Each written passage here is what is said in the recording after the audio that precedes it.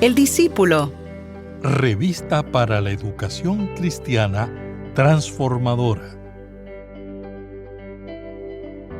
¿Quién debe gobernar hoy? ¿Cuáles son los criterios para elegir gobernantes? ¿Cómo debe ser ese proceso? En la clase de hoy veremos la reunión que tuvo Samuel con los ancianos de Israel ante la petición de que se eligiera un rey humano sobre Israel. Y cómo éste, a pesar del poder que tenía, fue flexible y le dio paso al cambio, aunque como ser humano tuvo momentos de tensión con el nuevo rey electo, Saúl. Mi nombre es el reverendo Luis Felipe Ramos Román, pastor asistente en evangelización y educación cristiana, y te invito a que juntos participemos de esta experiencia educativa. El discípulo. El discípulo. Una revista para la educación cristiana transformadora. Mis queridos hermanos, que el Señor les bendiga en este día. Qué bueno una vez más compartir con ustedes la palabra del Señor. Hoy estaremos trabajando la lección número 8, titulada ¿Quién es el rey? Y estaremos utilizando como base bíblica el libro de Primera de Samuel, capítulo 8, los versículos 4 al 7, y de igual manera estaremos trabajando el capítulo número 10, versículos 17 al 24. Y el versículo a memorizar se encuentra en Primera de Samuel, capítulo 10, versículo 19a, y lee de la siguiente manera: Pero vosotros habéis desechado hoy a vuestro Dios, que os guarde de todas vuestras aflicciones y angustias, y habéis dicho, no, tú nos darás un rey. Y pretendemos en el día de hoy cubrir los siguientes objetivos, y quienes estudien esta lección podrán reconocer que en la primera forma de gobierno que el pueblo de Dios tuvo, fue Dios mismo quien gobernó al pueblo a través de los jueces electos por él.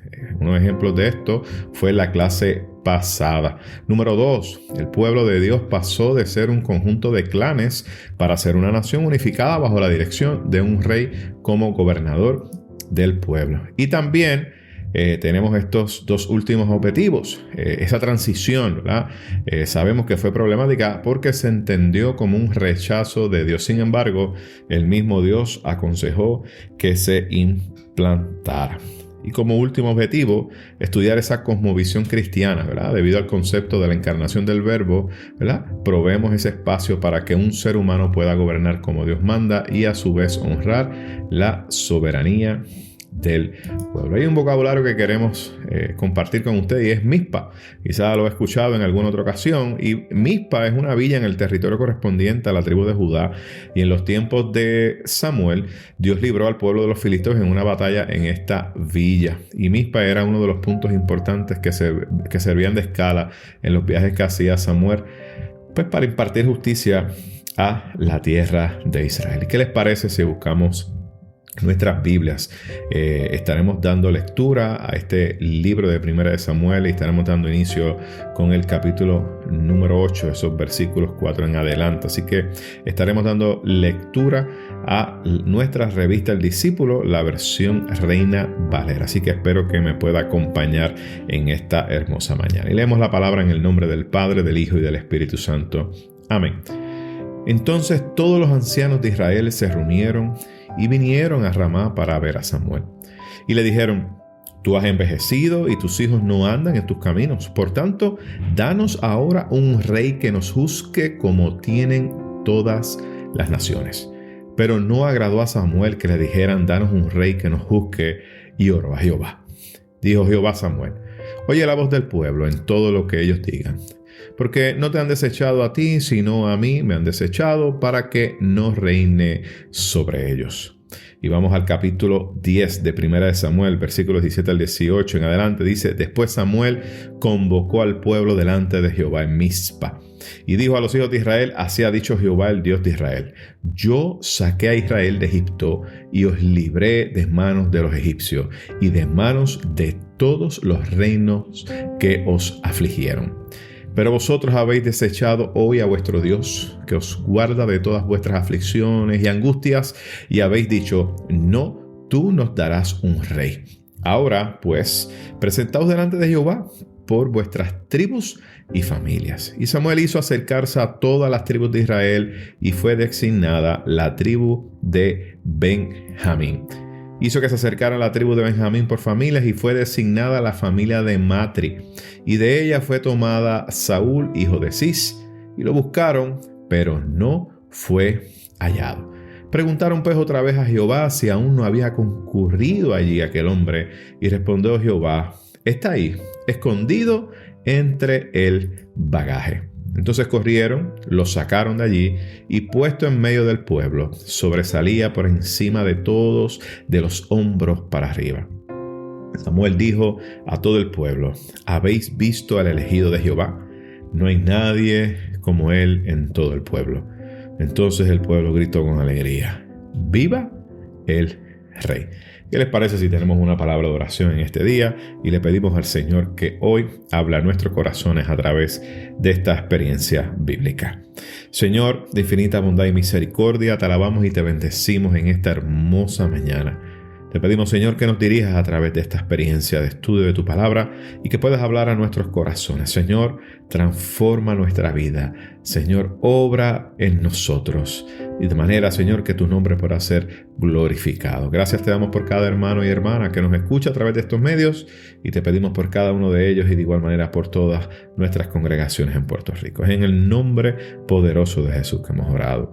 Amén, amén y amén. Mis queridos hermanos, la lección de hoy nos presenta 3 nuevos personajes.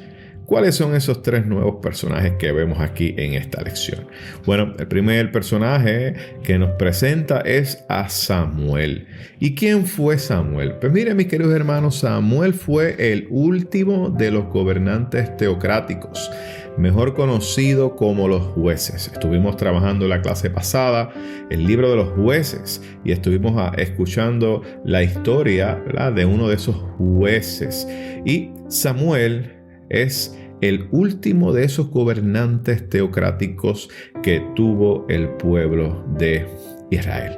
También entonces vemos que la lección nos habla de un grupo de ancianos. ¿Y quiénes eran estos ancianos? Pues, este era el cuerpo asesor del gobernante. En este caso eran los asesores de Samuel. En aquel tiempo, ¿verdad?, ese tipo de gobierno que había trabajaba de esa manera.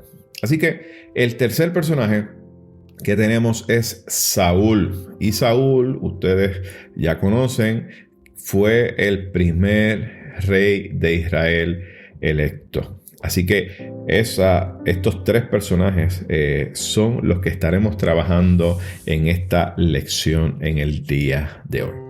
Y en el tiempo de Samuel, estábamos hablando que la forma de gobierno que existía en Israel era uno teocrático y trabajaba y funcionaba, ¿verdad?, como una confederación de tribus, ¿verdad? Cada tribu tenía un grupo de ancianos y por encima de ese grupo de ancianos estaba este líder carismático, este líder, ¿verdad?, que había sido elegido por Dios. Por eso que hablamos de un gobierno teocrático, ¿no? Y ahí vemos que Samuel era el que estaba en ese momento histórico en esa función. Sin embargo, este estilo de gobernanza que tenía Israel era muy distinto en comparación con las naciones que les estaba rodeando al pueblo, ¿verdad? Esas naciones que estaban alrededor del pueblo. Las otras naciones que estaban alrededor del pueblo de Israel tenían reyes que eran electos por el pueblo. Y el pueblo de Israel entonces entendió que era necesario que el pueblo de Israel también tuviera rey. Y este estilo de gobernanza que estuvimos hablando, basado en los jueces, tenía grandes retos. Y se los voy a presentar, ¿verdad?, porque estos eran los retos que presentaba este estilo de gobernanza, como todo estilo de gobernanza. En ese momento histórico, en ese contexto histórico, uno de los grandes retos que tenían es que ponían en riesgo la integridad territorial de Israel ante el peligro, ¿verdad?, de las invasiones de los pueblos vecinos. Como cada tribu, cada clan estaba en una región, no había, ¿verdad?, una unidad, si lo queremos ver así, de todos esos clanes, de manera que cuando invadía algún pueblo vecino a un territorio ocupado por un clan, pues no tenían esa estructura de gobierno para responder de manera rápida y pertinente ante ese desafío de esas naciones vecinas.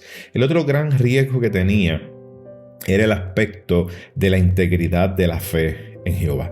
Me quiero detener aquí un momento, ¿verdad?, para explicar un poco esto.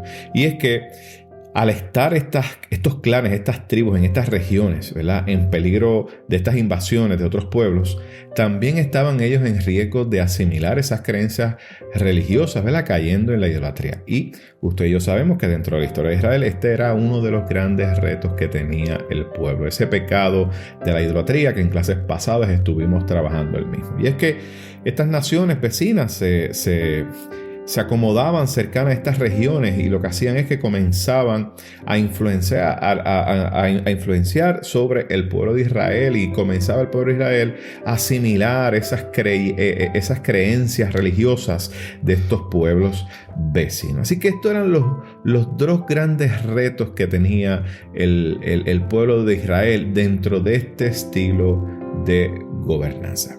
Y es en ese contexto entonces que Israel tomó una decisión acerca de su estilo de gobernanza. Y el pueblo entendió que tenía que elegir un rey, un gobernador humano, ¿verdad?, para que lo dirigiera en ese momento histórico. Sin embargo, esto tenía unas implicaciones, y es bueno que pensemos qué implicaciones tenía para el pueblo esta decisión. ¿Qué implicaciones tenía? Y la pregunta que queremos hacer es: ¿quién es el rey de Israel? Porque esta es la grande interrogante. ¿El rey de Israel sigue siendo Jehová? ¿O este nuevo rey que ellos quieren elegir será el rey que ellos realmente necesitan? ¿Este rey que ellos desean será el verdadero rey de Israel?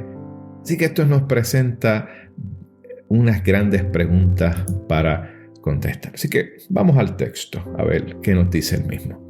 Cuando analizamos estos primeros versículos 4 al 6, este capítulo 8, nos deja ver que había una tensión que estaba ahí, mire, presente, con dos puntos de vista con respecto, ¿verdad?, a cómo debe gobernarse Israel. ¿Cómo debe gobernarse? ¿Cómo debe dirigirse el pueblo de Israel? Pues, había un grupo que entendía que había llegado ese momento de implementar una monarquía en Israel. De manera que ellos lo que estaban haciendo era copiando, ¿verdad?, los otros pueblos vecinos. Y este pensamiento, fíjense, era un pensamiento que estaba siendo impulsado por los ancianos de Israel. Sí, los ancianos de Israel, quienes eran los que aconsejaban, era el grupo, ¿verdad?, que aconsejaba al gobernante teocrático, que era Samuel en ese momento, eran los que tenían esta idea en mente. Ahora, el otro punto de tensión, porque teníamos primero el que les mencioné, los que querían instalar o implementar este gobierno monárquico en Israel, y el otro era el de gobierno teocrático, que era representado por Samuel. Así que tenemos estos dos puntos de vista y comenzaron a entrar en tensión. Ahora, el planteamiento de los ancianos era el siguiente, y era que Samuel había llegado a su vejez, que Samuel era muy entrado en edad y que sus hijos pues eran muy incompetentes en el aspecto moral y también en el aspecto espiritual. Por consiguiente, no iban a poder darle continuidad al gobierno de Israel. Y este es el planteamiento que utilizaron, ¿verdad?, ante Samuel solicitando, ¿verdad?, un gobierno monárquico. Y ante este planteamiento es interesante cómo Samuel entonces reacciona ante esto. Porque imagínense, Samuel, me imagino, muchos años sirviendo al pueblo, y entonces el grupo que lo asesora, su grupo de confianza, le está diciendo: ¿sabes qué? Necesitamos cambiar del estilo del gobierno, no te queremos a ti, tú estás muy viejo y tus hijos, miren, no sirven para darle continuidad a lo que va a ser el gobierno de Israel. Y tenemos esta gran preocupación. Miren, la posición de Samuel no debió haber sido fácil. Me imagino que le dio coraje, me imagino que él, mire, le dio de todo a Samuel. Sin embargo, Samuel reaccionó de una manera que nos enseña mucho a cada uno de nosotros. Lo primero que le pide a ese grupo de ancianos es que le den un tiempo, pero un tiempo para orar a Jehová. Miren, mis queridos hermanos, en otras palabras, lo que Samuel estaba haciendo es que iba a buscar dirección divina. Una dirección, quería dirección del Señor ante esta petición que estaban teniendo estos ancianos. Y vemos entonces que esta actitud de Samuel nos muestra mucho a cada uno de nosotros. Ahora bien, antes de entrar en ese detalle, el versículo número 7 de ese capítulo 8 nos deja ver cuál fue el resultado de la oración de Samuel. Y Jehová le hizo saber dos cosas a Samuel. Lo primero, miren esto, que aprobaba la instalación de un rey para Israel. Y lo segundo era que afirmaba que esa acción por parte del pueblo negaba o rechazaba la dirección de Dios sobre Israel. Y cuando uno escucha estas dos cosas, nos damos cuenta de cierta ambigüedad en esas expresiones, como que hay algo aquí que no nos cuadra. Y algunos estudiosos entienden que hay cierta proyección personal por parte de Samuel en estas palabras, ya que la historia nos deja ver que la relación entre Samuel y el rey Saúl, mis queridos hermanos, en algunas ocasiones fue un poquito conflictiva. Y eso nos da a entender entonces que, lamentablemente, la situación entre Samuel y la situación entre el rey Saúl, pues tenía sus áreas de oportunidad. Ahora, esto que sucedió, mis queridos hermanos, cualquier parecido con las transiciones de liderato en nuestro tiempo, mis queridos hermanos, es pura casualidad. Esto es lo que sucede cuando vemos transiciones de liderato. Y esto es lo que nos deja ver un poco esta lectura del texto. Ahora, vayamos a los versículos 17 al 19 de ese capítulo número 10. Dice que Samuel entonces, estando en Mizpa, realizó dos cosas importantes. Número 1, le comunicó a los ancianos que sus acciones, presentaban un desprecio y un olvido al Dios que los libró, al Dios que los guardó, en medio de su salida de Egipto y en medio de esa travesía a través del desierto. Eso es lo primero que Samuel, deja saber. Y lo segundo que hace Samuel entonces es que convoca al pueblo, en Mizpa, para elegir a un rey. Y estos versículos 20 y 22 nos deja saber que la elección que se utilizó, o el método, para la elección del rey que se utilizó, fue el método de echar suerte. Y el texto bíblico nos habla que esto era como una costumbre que se hacía en el Antiguo Testamento. Y de hecho en el Nuevo Testamento vemos que cuando se da la elección del nuevo discípulo ante la muerte de Judas, dice el texto que echaron suerte. Así que esto no es otra cosa, hermanos, que lo que nos dice el texto bíblico es que algún método que utilizaban era que en ocasiones echaban como unas pajillas y la más corta o la más larga era la que salía, pues esa era la suerte. Así que es un método que se utilizaba, es algo cultural. Y el resultado fue el siguiente, miren. El resultado de echar suerte sobre eso fue que cayó el elegido de la tribu de Benjamín y de la familia de Matri. De ahí entonces se eligió al nuevo rey de Israel, que era Saúl, el hijo de Cis. Interesantemente, fíjense, cuando buscan a Saúl, que era el nuevo rey electo, no lo hallaron. No lo hallaron porque estaba escondido. Sin embargo, luego fue encontrado por la dirección de Jehová. Y cuando yo leo esto, mis queridos hermanos, me pregunto, ¿qué nos deja saber esta actitud de Saúl a ser elegido como rey? ¿Qué estaría pasando por su mente cuando él reaccionó de esa manera? Cayó la suerte sobre Saúl y este hombre salió a esconderse. Ese hombre no quería que lo encontraran. Ahora, dice el texto que una vez que lo encontraron, lo sacaron del lugar donde estaba y lo trajeron al pueblo. Y dice el texto que él era tan y tan alto que sobresalía por encima de los demás hombres. Interesantemente, fíjense, el texto solamente nos menciona descripciones físicas de Saúl, pero no tenemos una descripción ¿verdad? O una mención de sus capacidades intelectuales o sus capacidades espirituales para cumplir con la función del rey. Mis queridos hermanos, cuando nosotros escuchamos esta historia, la primera aplicación que tiene que traernos la misma es la relación de nuestra fe con las decisiones que tomamos para conducir nuestra vida individual y colectiva. Cómo nuestra fe opera en la toma de las decisiones que afectan nuestra vida individual, nuestra vida comunitaria. Cómo manejamos nuestras respuestas ante situaciones que nos confrontan. Entendiendo, ¿verdad? Esto, pienso que Samuel nos brinda unos grandes ejemplos para poder nosotros enfrentar estas situaciones. Lo primero que nos enseña Samuel es sacar tiempo para orar. Ante grandes retos, saca tiempo para orar. Lo segundo, miren, estemos dispuestos a que Dios abra nuestra mente a nuevos entendimientos. Vamos a orar para que Dios haga su voluntad y no la nuestra. Y tercero, haz lo que Dios disponga, aunque no consigamos lo que queremos. Yo sé, mis queridos hermanos, que estos tres planteamientos son difíciles. Saca tiempo de orar. Bueno, eso no es tan difícil, ¿verdad? Pero debemos sacar tiempo para orar. Lo difícil es permitirle a Dios que abra nuestra mente a nuevos entendimientos y hacer lo que Dios disponga, aunque no consigamos lo que queremos. Me encanta mucho esto porque Samuel actuó en obediencia a Jehová al establecer a Saúl como rey, como gobernador del pueblo. La pregunta que debemos hacernos cada uno de nosotros es: ¿cómo deseas actuar tú ante un mandato de nuestro Señor?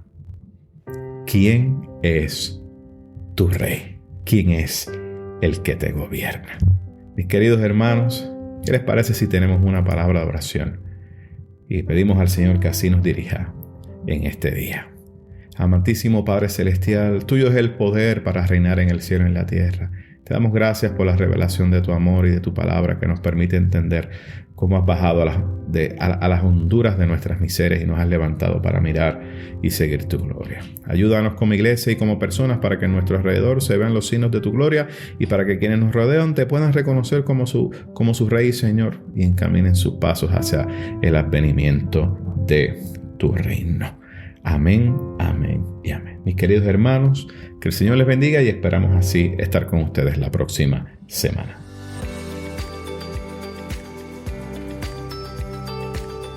Gracias por escuchar El Discípulo. Revista para la Educación Cristiana Transformadora.